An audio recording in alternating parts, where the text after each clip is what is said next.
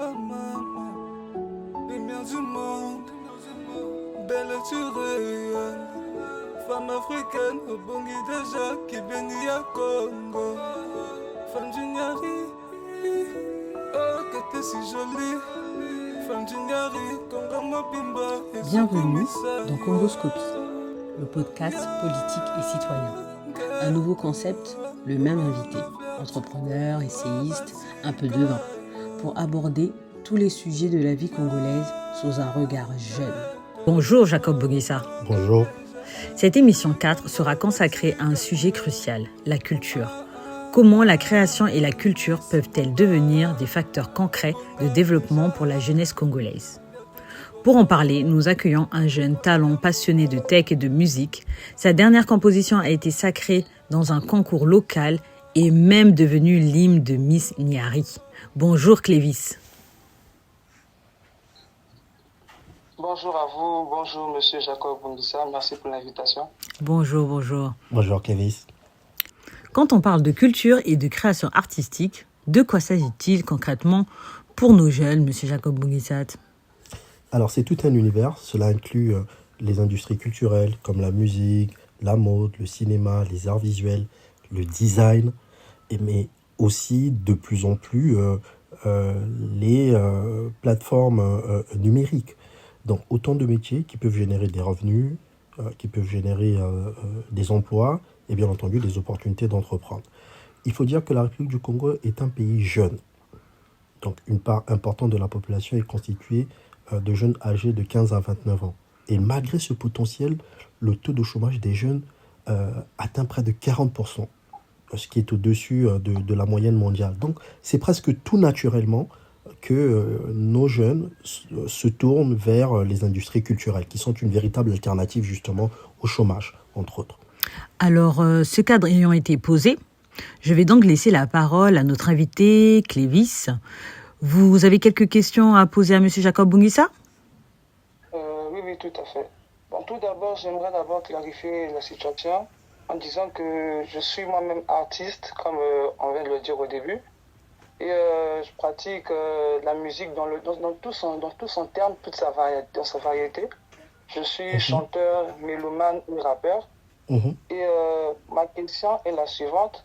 En quoi la culture et notamment la musique peut-être être un véritable levier du développement de l'économie congolaise ou bien de la jeunesse congolaise? Tout à fait. Monsieur Jacob ? C'est une excellente question. Et ce qu'il faut dire, c'est qu'au même titre que les autres secteurs traditionnels, si j'ose dire, de l'économie, les industries créatives peuvent effectivement être source d'emploi.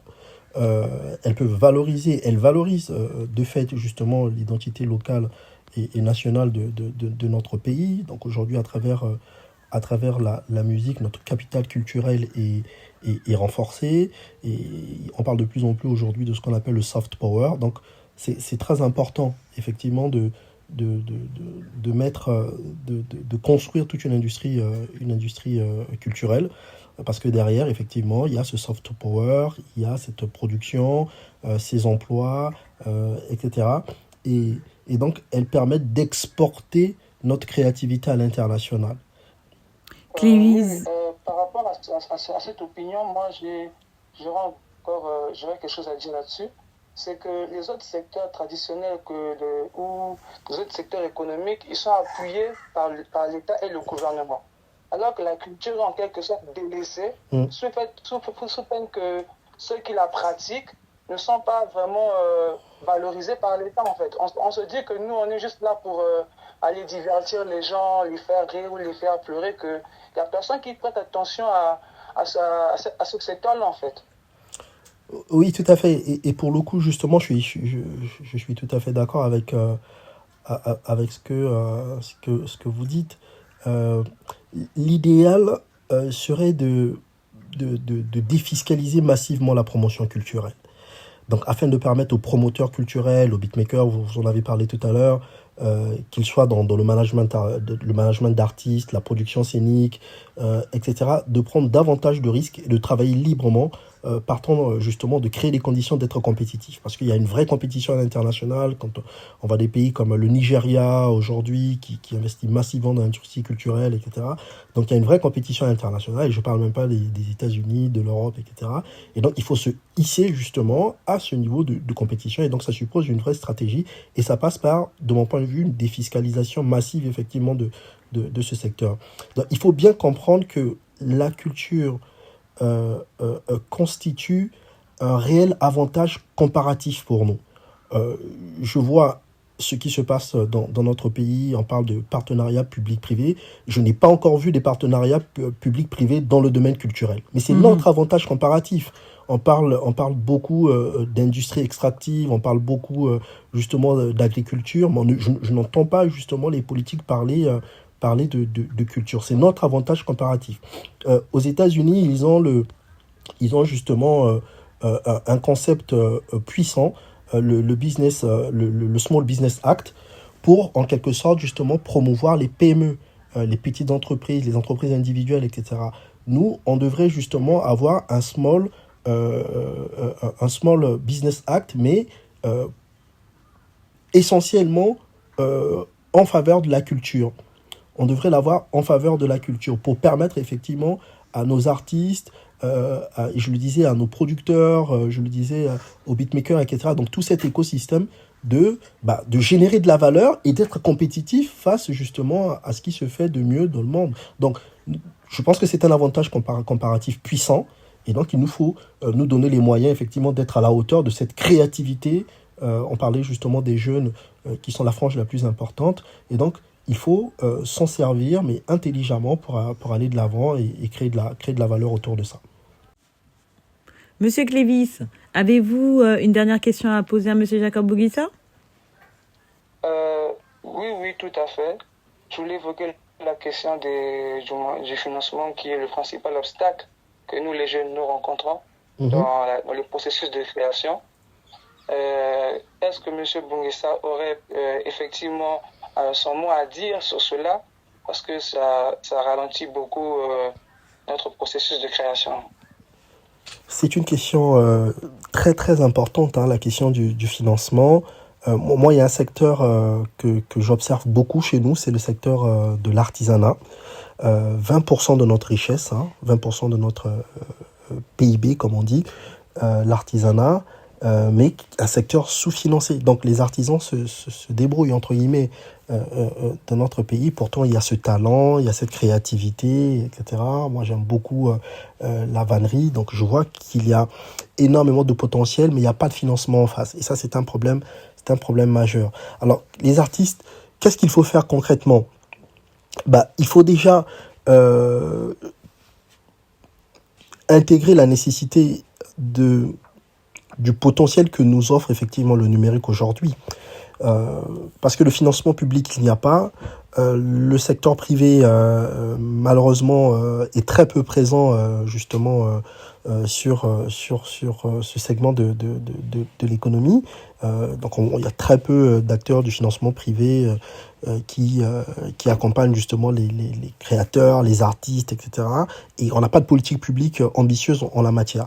Donc ce qu'il faudrait faire dans un premier temps, c'est intégrer la nécessité qu'un jeune artiste aujourd'hui peut produire de la musique quasiment lui-même. Et vous devez justement travailler à exploiter l'ensemble des outils que nous offre le numérique aujourd'hui. Donc aujourd'hui, avec un smartphone, avec son ordinateur, avec un smartphone, on peut commencer à créer de la musique. Nous avons des logiciels qui sont accessibles, donc FL Studio, Ableton, j'essaie de me renseigner un tout petit peu justement, qui sont accessibles là une fois de plus pour tous les jeunes créateurs. Des banques de sons et des plugins souvent gratuits ou très peu coûteux, là une fois de plus, qui sont une alternative intéressante. Cela permet de créer sans passer par un studio professionnel onéreux. Ensuite, il y a tout le travail qui se fait aujourd'hui avec le levier des collaborations à distance, le partage de projets, justement en ayant recours à des plateformes comme Google Drive, etc., pour transférer justement des fichiers lourds et travailler justement avec des beatmakers, justement des ingénieurs de son qui sont disséminés un peu partout dans le monde et qui sont de plus en plus freelance, qui ne travaillent pas toujours avec des grands labels. Et ça offre là une fois de plus des possibilités. Et derrière, encore plus intéressant, c'est la monétisation justement à travers le streaming sur des plateformes comme TikTok, Instagram, YouTube, etc. Donc les artistes aujourd'hui, alors c'est vrai que le contexte est difficile, il y a ces problèmes financiers et ce sous-financement qui est un vrai problème, mais il y a des alternatives, il faut saisir ces alternatives pour se rendre visible aujourd'hui, parce qu'effectivement, il faut se rendre visible et avoir cette ambition derrière justement de faire connaître son travail au-delà des frontières de notre pays, croire dans cette capacité-là et dans le talent qui est le vôtre, effectivement, pour exporter votre travail. Donc, je suis vraiment d'accord avec vous qu'il y a... C'est dommage parce qu'une fois de plus, c'est notre avantage comparatif. Et je pense que le compte n'y est pas. Moi, j'en appelle justement au pouvoir public afin que précisément ils considèrent que nous avons un avantage comparatif qui est intéressant, qui est puissant. Et donc, nous devons nous en servir justement pour générer de la valeur, pour créer de la richesse. Et passer à côté de cela, c'est vraiment passer à côté de l'essentiel. Parce que c'est là, justement, que se trouve l'essentiel. C'est là que se tournent aujourd'hui et de plus en plus que se tournent nos jeunes. Donc, il ne faudrait pas passer à côté de ça. Sinon, eh bien, les jeunes, ils s'exportent et ils vont justement, en s'expatriant et en exportant justement leur travail, eh bien, ils vont représenter justement d'autres pays, d'autres nationalités. Avez-vous un petit mot pour la fin, Clévis ? Oui, j'aimerais partager en même temps et dire que je suis sur un projet thérapie qui va sortir d'ici juillet, un album qui va avoir son disque aussi. Et je suis sur plusieurs titres actuellement, il y en a plusieurs. Et je vous laisserai le temps de découvrir, je vous laisserai des liens et tout ça, vous allez découvrir mes titres. Et je remercie évidemment M. Jacob de m'avoir invité pour cette partie de son émission. Merci. Merci à Clévis, merci à Monsieur Jacob Bungisa. C'est sur ce rythme magnifique et entraînant que nous allons terminer notre séance et notre émission. Merci à vous, au revoir. Merci, au revoir Clévis. Au revoir.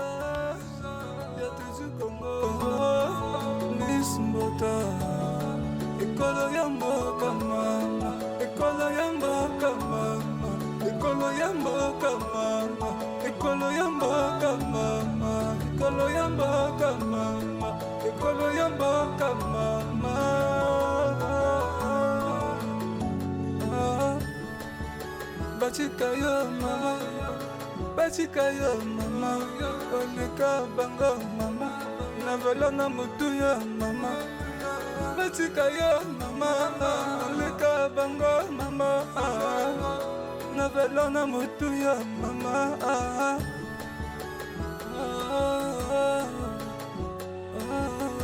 Dorfait la queen, c'est Clévis, balela, bayoka, balela, bayoka. Mama, Clévis c'est moi.